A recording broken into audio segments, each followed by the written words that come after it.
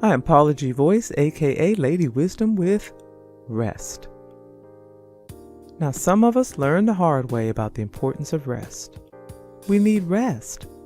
Rest and or sleep is the time when our bodies have the opportunity to repair itself. Our body, to some extent, is designed to repair itself. We are not only talking about physical rest, but mental rest as well. How many of us sleep 8 hours but still wake up feeling like a truck hit us? It's because we fail to turn our brains off at night. We go to bed thinking about all the things we must do, did not do, don't know how we're going to do, and worry about the what ifs in the event we don't do. Our brains are constantly set in the on position. Self-care is crucial. We always get the briefing on an airplane about putting our oxygen mask on first before we assist others. Well, rest falls under that category as well. We all have to do it. Now, some claim they only need 4 to 5 hours of sleep, and that may very well be true. 7 to 8 hours has always been recommended, regardless of whether it is a 4 or 8 hour sleep. We each must figure out what our needs are. Clarity of the mind is so important as we continue in this season of information overload, much of it false. We must do everything we can to keep our minds sharp. Sometimes that means unplugging from it all and giving our brain a chance to rest. We are in a society where working a ridiculous amount of time is the norm. We are told that we must be on our grind, constantly doing, working, grinding. And I understand that. And to some degree we do. But at some point our bodies, our minds will collapse. When will we use wisdom and put the brakes on? I remember an Atlanta Baptist minister saying that we should never get too hungry, angry, lonely, or tired. If we allow ourselves to be overcome by any of these situations, the result is rarely good. When we are too tired, we cannot make wise decisions. And we may find ourselves making decisions in a fog, decisions that could affect the rest of our lives. When we are too tired, we may find ourselves more vulnerable to anger. What is said or done in a moment of anger sometimes cannot be undone. Be intentional about your rest. I'm Paula G. Royce, a sagacious independent lifestyle influencer, embracing my journey, sharing experiences along the way, challenging dreamers to do the same by breathing life into their deferred dreams and living out the reality. It's never too late to embrace your journey and live your dreams. Visit Paula's blog at paulagvoice.com/blog for the full journey.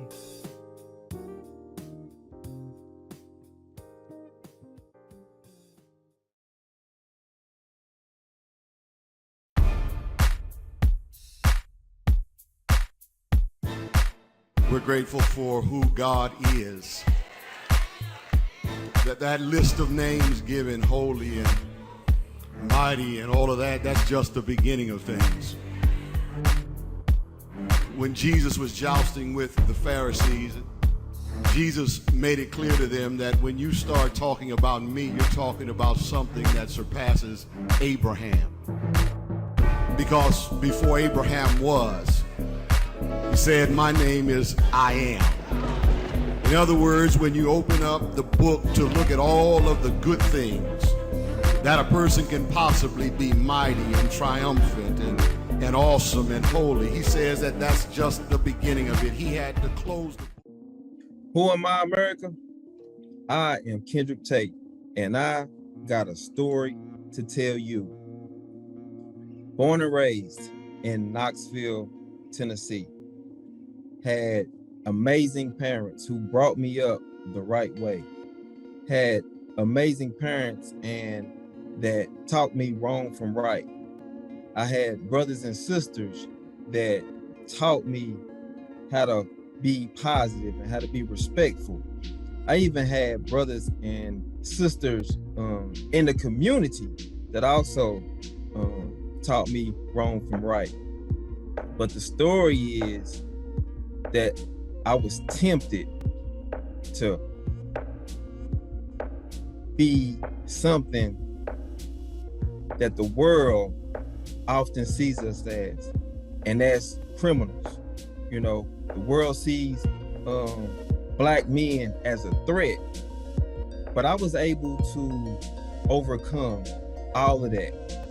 And this story is for the brothers and sisters who don't think there is an out, who don't think that there's only one way out of the hood, so to speak. This is for you.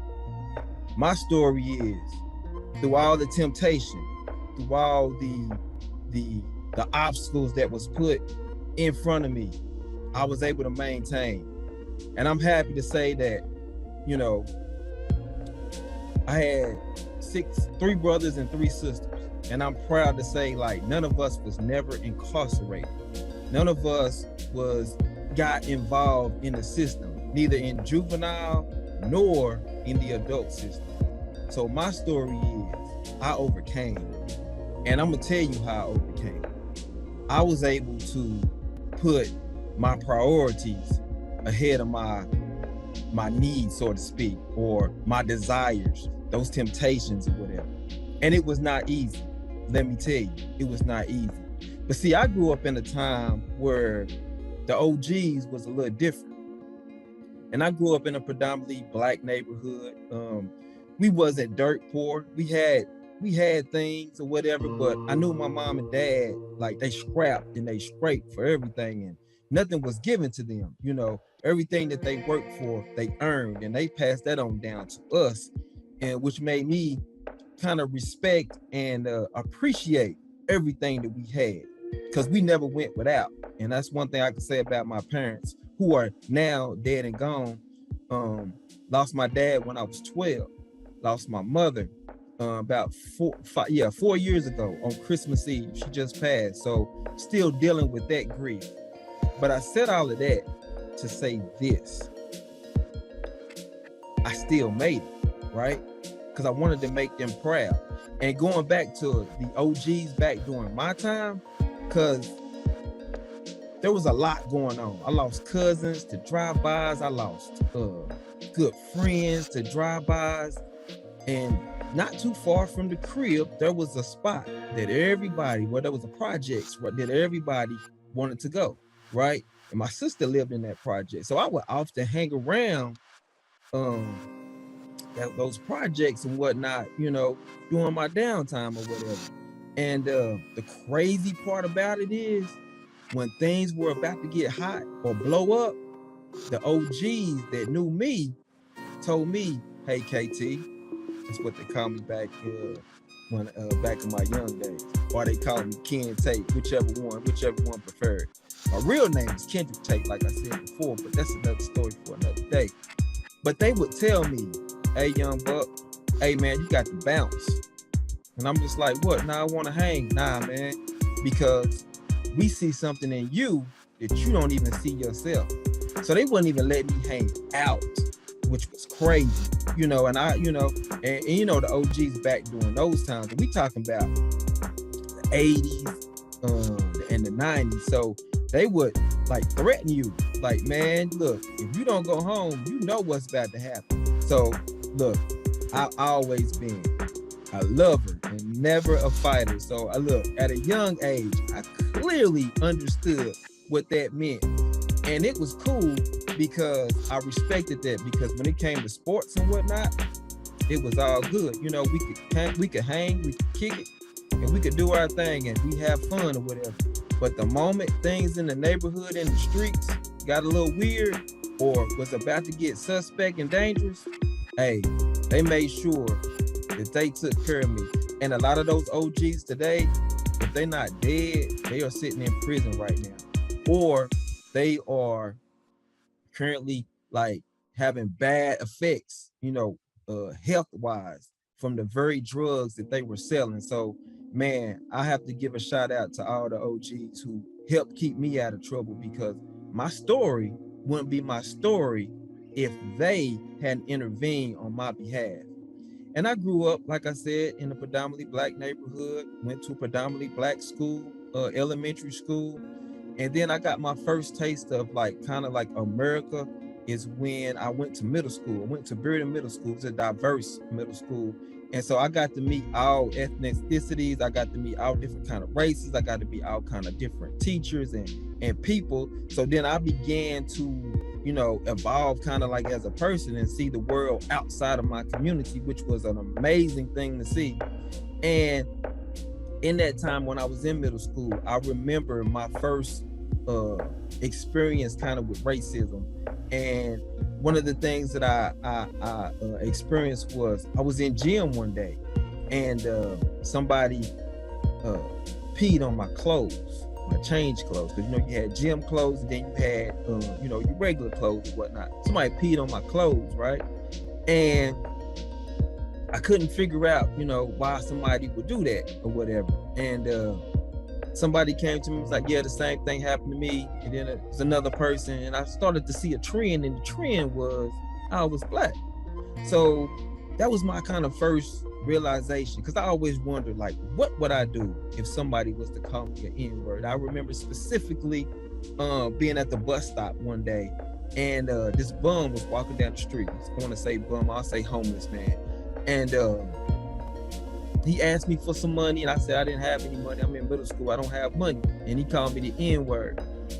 And I was so taken aback, because I had said in my head, if I ever was called this word, you know, I would definitely throw hands and hurt this person.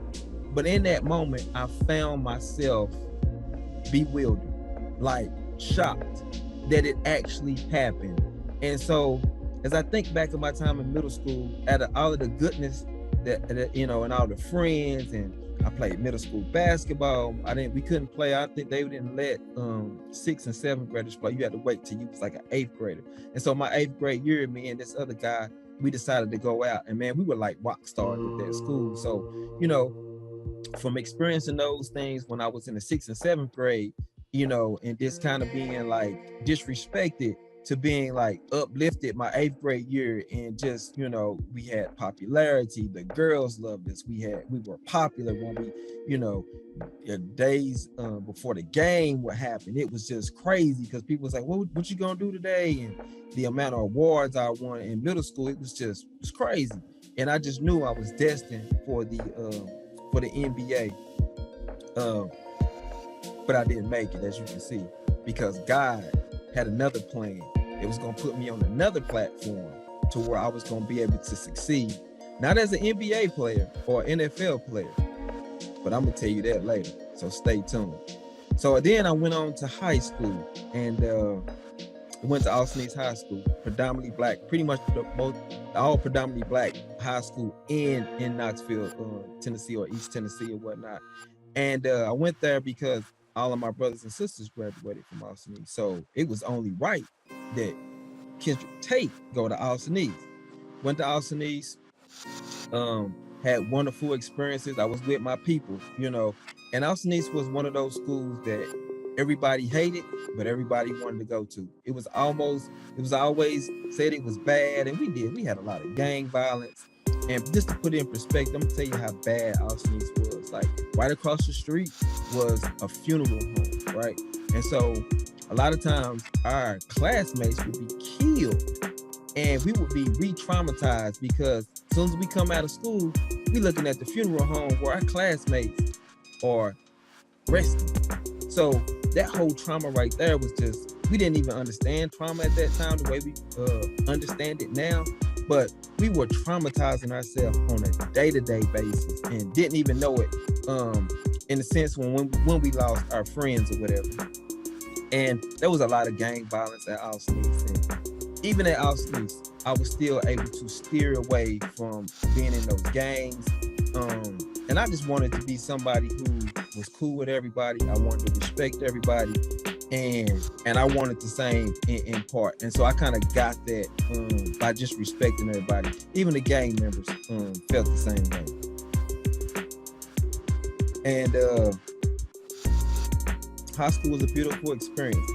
The main thing that I regret out of high school is I didn't get to play my senior year. There was an age verification. I got held back 1 year, and then I started school late. So my senior year, it was gonna be my time to shine. I was ineligible to play, and so that right there really hurt me, and but it also prepared me for life moving forward. So that's kind of my story growing up as a young man, and y'all stay tuned because there's so much more. So that brings me to where I am today.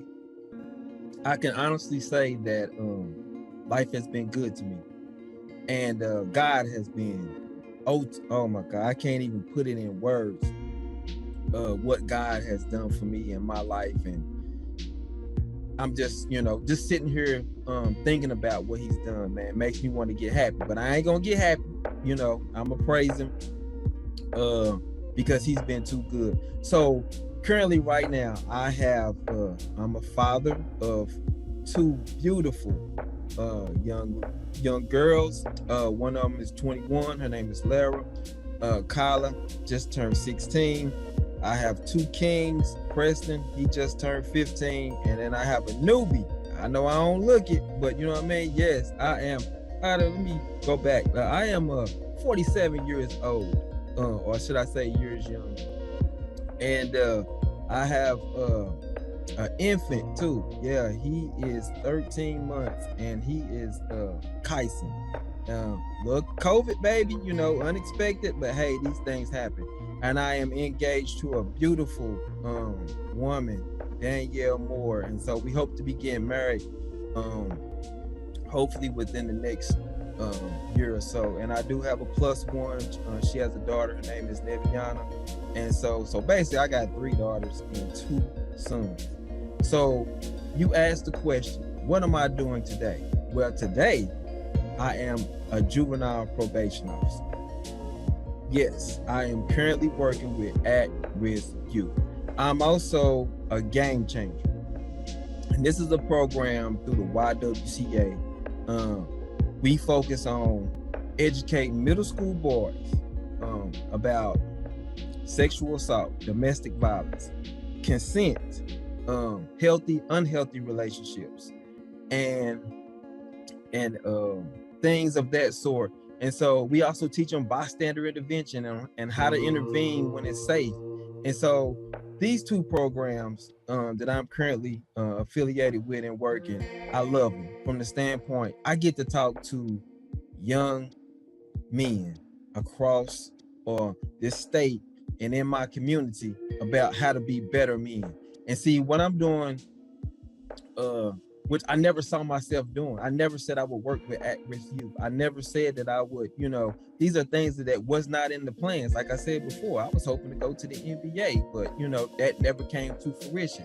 God had a bigger plan, and this bigger plan consisted of changing people's lives. And so that's what I have dedicated my life to. It's a gift. Everybody can't work with young people. And I'm not bragging or anything, but it's just the bold truth. Everybody can't work with youth in this capacity.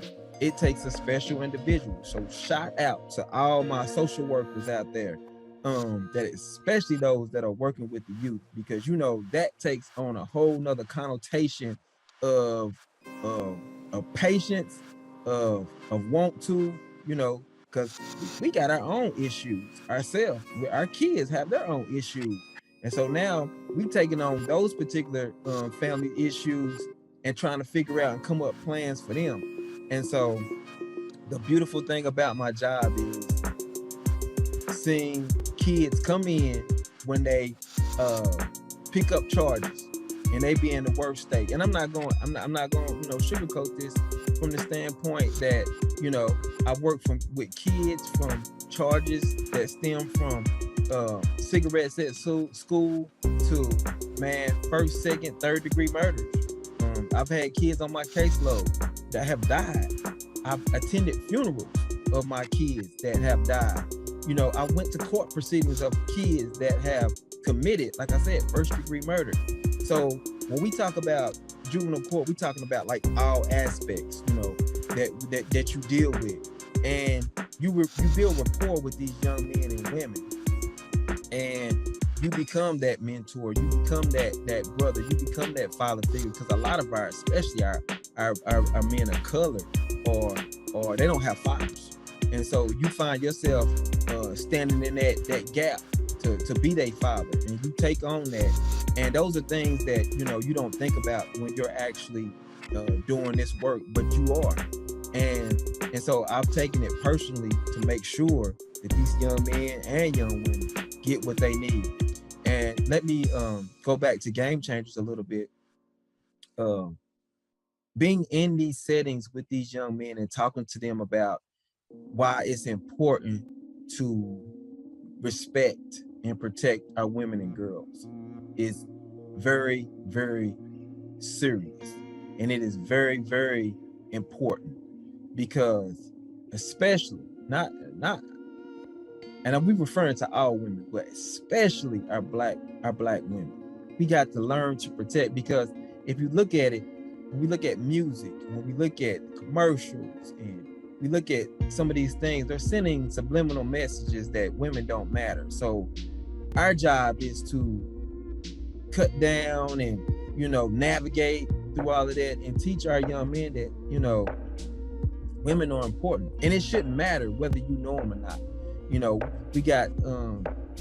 We got special things that we teach them on how to intervene, and it doesn't have to. When you intervene, you don't have to intervene physically. Sometimes it's just removing the potential victim out of that situation. So from that standpoint, I love Game Changers because it actually saved my career. Because like I said before, there's a lot of weight when you are a probation officer, because you carry those worries of your kids and your families on your caseload.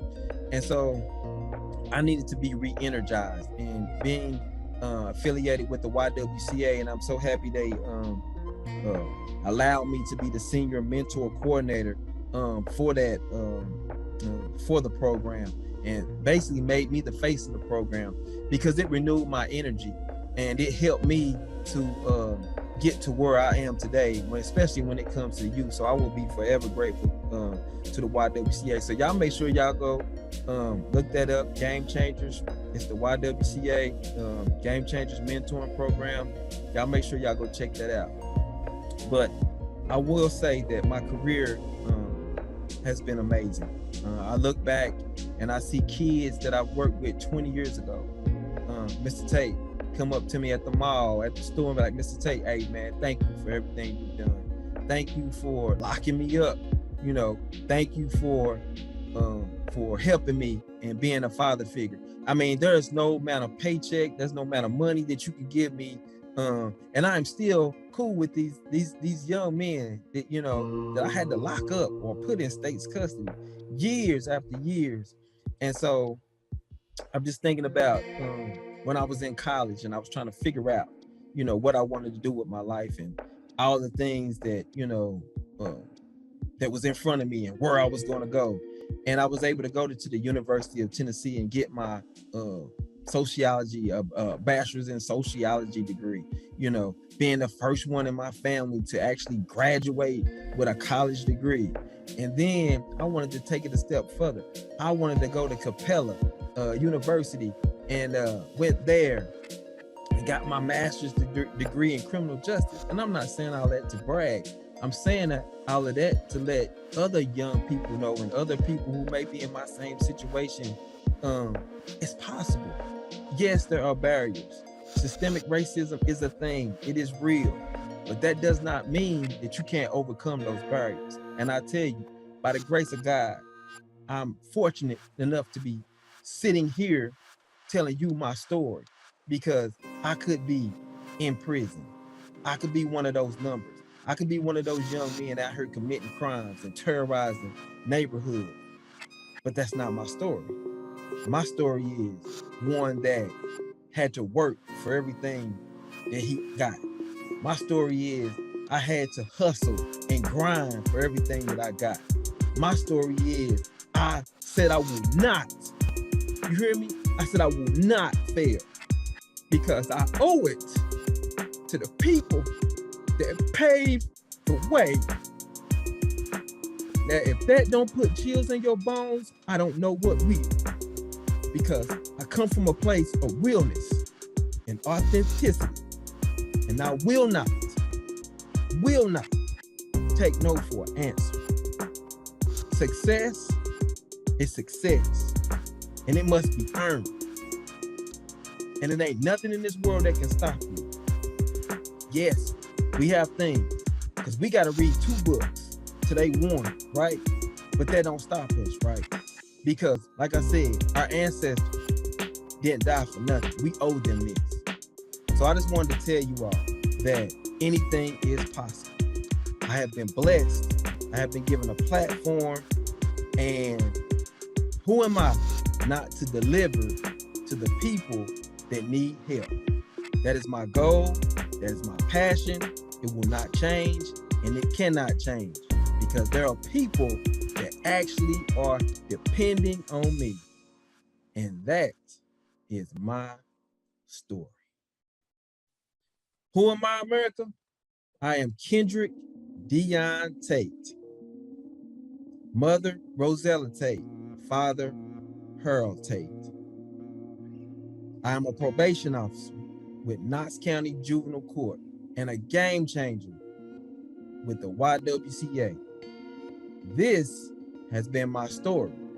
I hope and pray that it will not fall on deaf ears. And just know, you can be the change, but you can't change anything unless you take that first step. I took my first step years ago, and look where I am today. It won't be easy. It will be difficult. And there are going to be some dark days, but just know those dark days won't last forever. And that sunlight is on the other side. And once you step into the light, there's no going back, because only you can stop you. I love y'all. I appreciate y'all. Y'all stay blessed. Don't ever and ever be worried of the things you can't control. I am Paula G. Royce, aka Lady Wisdom, with rest. Now, some of us learn the hard way about the importance of rest. We need rest. Rest and or sleep is the time when our bodies have the opportunity to repair itself. Our body, to some extent, is designed to repair itself. We are not only talking about physical rest, but mental rest as well. How many of us sleep 8 hours but still wake up feeling like a truck hit us? It's because we fail to turn our brains off at night. We go to bed thinking about all the things we must do, did not do, don't know how we're going to do, and worry about the what ifs in the event we don't do. Our brains are constantly set in the on position. Self-care is crucial. We always get the briefing on an airplane about putting our oxygen mask on first before we assist others. Well, rest falls under that category as well. We all have to do it. Now, some claim they only need 4 to 5 hours of sleep, and that may very well be true. 7 to 8 hours has always been recommended, regardless of whether it is a 4 or 8 hour sleep. We each must figure out what our needs are. Clarity of the mind is so important as we continue in this season of information overload, much of it false. We must do everything we can to keep our minds sharp. Sometimes that means unplugging from it all and giving our brain a chance to rest. We are in a society where working a ridiculous amount of time is the norm. We are told that we must be on our grind, constantly doing, working, grinding. And I understand that. And to some degree we do. But at some point our bodies, our minds will collapse. When will we use wisdom and put the brakes on? I remember an Atlanta Baptist minister saying that we should never get too hungry, angry, lonely, or tired. If we allow ourselves to be overcome by any of these situations, the result is rarely good. When we are too tired, we cannot make wise decisions. And we may find ourselves making decisions in a fog decisions that could affect the rest of our lives. When we are too tired, we may find ourselves more vulnerable to anger. What is said or done in a moment of anger sometimes cannot be undone. Be intentional about your rest. I'm Paula G. Royce, a sagacious independent lifestyle influencer, embracing my journey, sharing experiences along the way, challenging dreamers to do the same by breathing life into their deferred dreams and living out the reality. It's never too late to embrace your journey and live your dreams.